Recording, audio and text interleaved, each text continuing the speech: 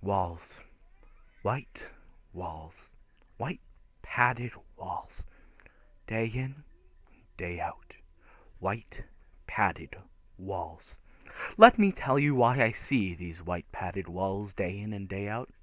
I am, or at least according to several doctors, certifiably insane. Hallucinations, paranoia, schizophrenia, multiple personality disorders, the list goes on and on. I was a normal working class man living the American dream. I had a wife and 2 children. My income was high and my debt was low. I had it all. Then things started to go wrong. They started to go in a direction I couldn't even fathom. My wife and I had always wanted to go to the British Isles, but for the longest time the money wasn't there. It took 7 years and 2 promotions before we could even begin to think realistically. After months of careful planning and preparation, we were on a plane flying over the Atlantic Ocean. Just me and her, no kids, no job. Nothing but beautiful scenery and relaxation for 24 straight days. Fast forward a week. Having taken in many of the big city sights, we decided to see some of the smaller places out in the countryside. We packed a small bag of essentials and took a cabin to the rural side of England. This is where things started to go wrong. Not the whole world is coming to an end wrong, even though it sure felt like it. Just wrong. We came across an old tailor in a moderately decorated cabin. He said he had been making suits for over 65 years. My interest was piqued. I decided to splurge a little bit and buy one. Nothing beats the craftsmanship of a home-tailored suit. After paying for it and calling for a cab, a picture on the wall caught my eye. It was old, black and white, mid-50s. It was of a very tall and very slim-suited man standing on a grassy plain. His face appeared to be smudged out. It was old. I didn't think much of it. Even so, something about this picture was unnerving. It gave me an odd vibe. It felt almost menacing. I inquired about the photo, but the old man refused to talk about it. Days upon days had passed. My wife and I took in every sight, every castle, every grassy knoll we possibly could, but alas, eventually we had to go home. Part of us wanted to stay, but we were exhausted. There was no way we could spend any longer there. Our flight back home was vague, as we were both asleep most of the time. The drive back home was hazy. We just wanted to relax. As I pulled into the driveway, something was off. Something didn't feel right. I got the same feeling I had when I saw a picture inside the tailor's home. It was a feeling of dread and curiosity. I didn't want to continue, but my mind forced me to. I stepped out of the car, and when I stood onto the concrete, my legs suddenly gave out. I fell to the ground onto my right hand and found myself unable to force myself up. I must be more tired than I thought. My wife helped me up and supported me up to the bedroom. I was going to be asleep for a very long time. Or so I thought. That night I was plagued by nightmares of the suited man on the grassy plain. It wasn't really a bad dream as much as it was his presence haunting me in my subconscious. Just standing there. Unnaturally tall, unnaturally thin. Though the picture had come alive in my thoughts, but remained unchanged. This went on until I had been abruptly woken by the sound of a smashing lamp. I raced down 2 flights of stairs leading from the bedroom to the living room, armed only with a brick we used as a doorstop. I slowly crept to where the only lamp in our house used to be. I knelt down to pick up a piece and examine when I felt a slight blow of wind behind me. Like a person running past, I shot up faster than a startled cat. I spun around to see what or who it was. My eyes had not still adjusted to my surroundings. Nothing but darkness. My next thought was to listen. Nothing. Not a single thing. Not even the sound of house settling. Maybe it was my nightmare, or fatigue playing tricks on me. Maybe we had had a slight tremor that caused the lamp to inch off the table. Regardless, I was tired and I sorely wanted to get some nightmare-free sleep. It didn't happen.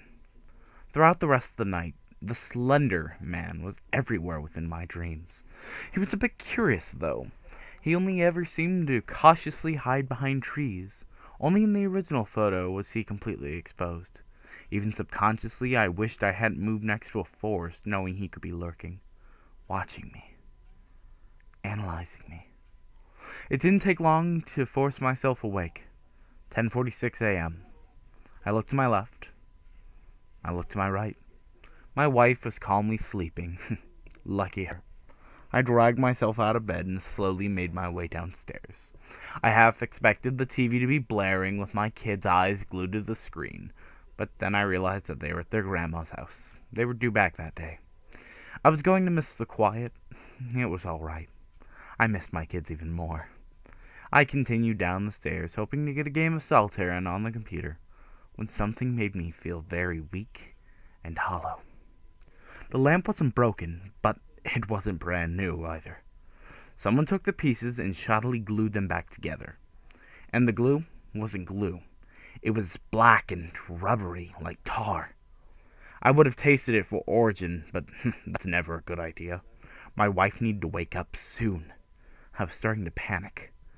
I explained what happened the night before, and about the lamp, and the nightmares and such. She just rolled her eyes and told me I was on something. Wives. Sometimes I think they do it on purpose.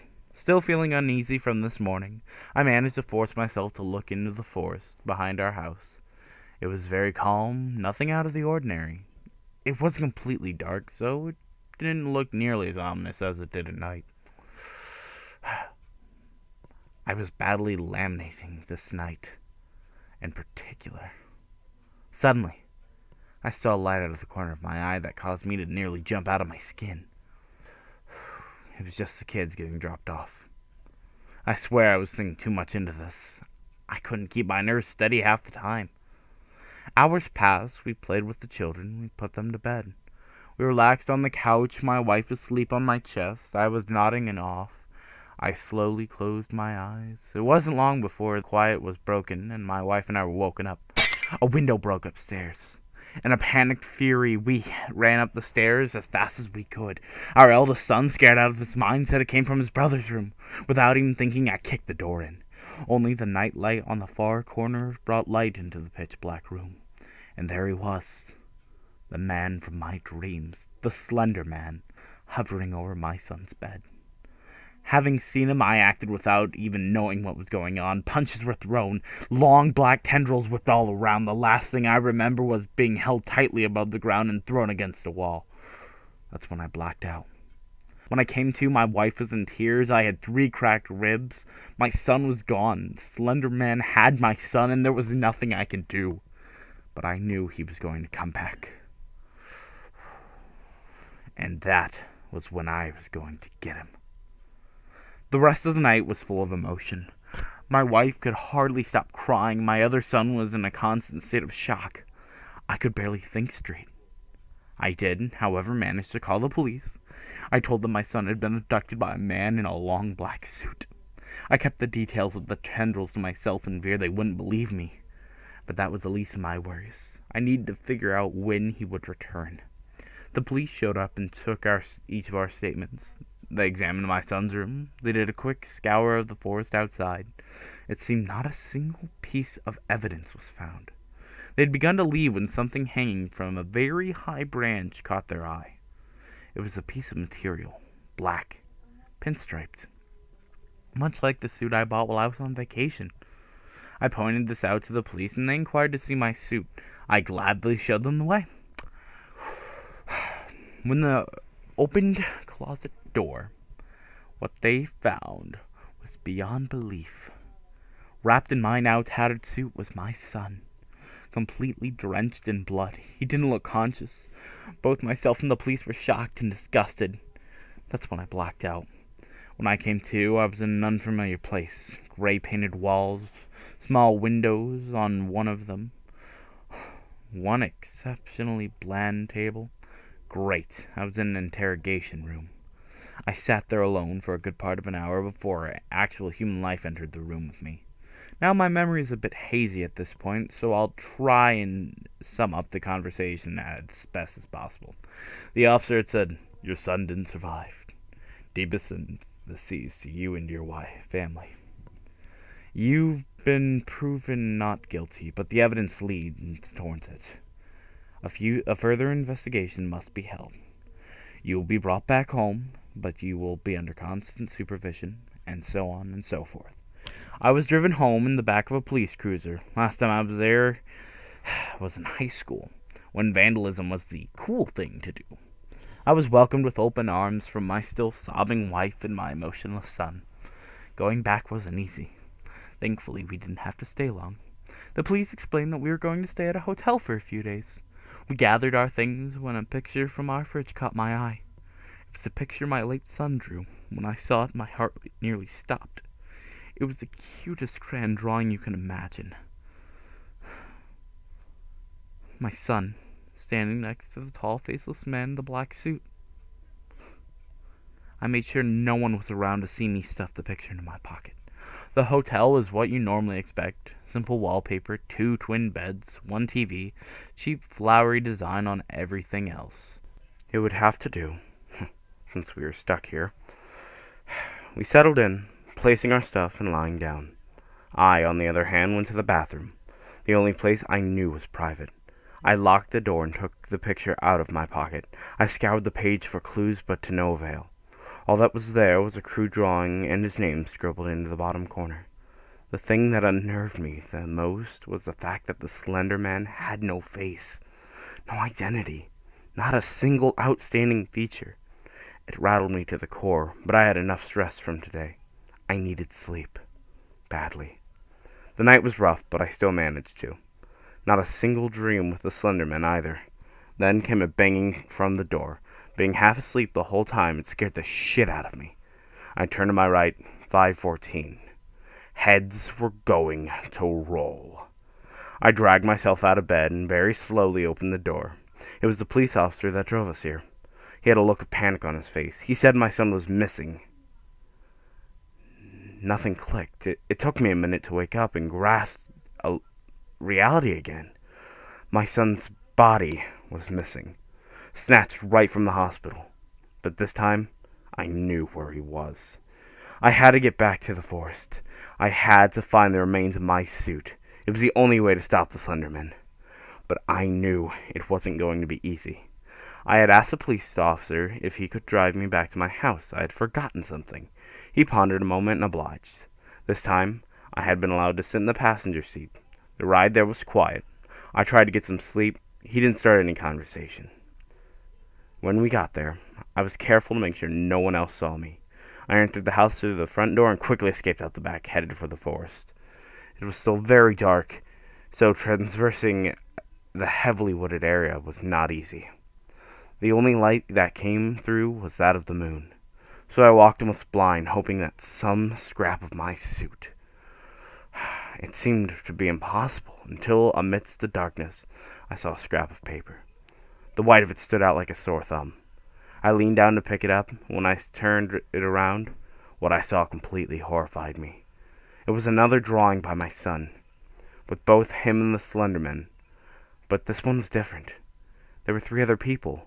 A boy the same height as him, an older-looking girl, and another boy as big as the girl.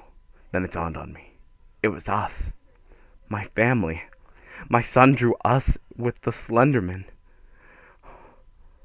Then I saw a beam of light. He was a police officer. I ran up to him and showed him the picture. I explained that my family was in great danger. All he told me that there was nothing he could do. He said we should go back to the car, and we would get back to the hotel.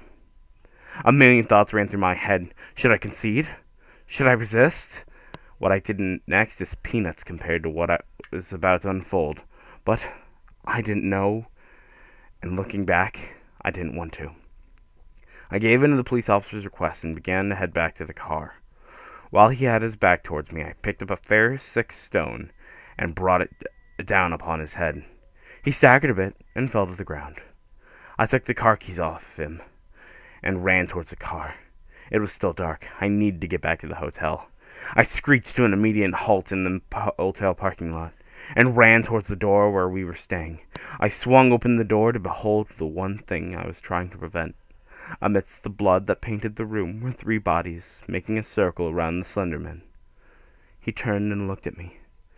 His hollow, non-existent eyes stared deep into me. Emotions I had never felt before, emotions without names, filled my brain and body. It was like he was making me feel everything he had ever felt. And with an outstretched hand, he said only one thing that would be burned into the back of my mind forever. Help me. Sirens came from behind me. I turned around to see the police cruisers pull into the parking lot and watched them get out. Using car doors as shields with their guns aimed at me, I raised my hands above my head.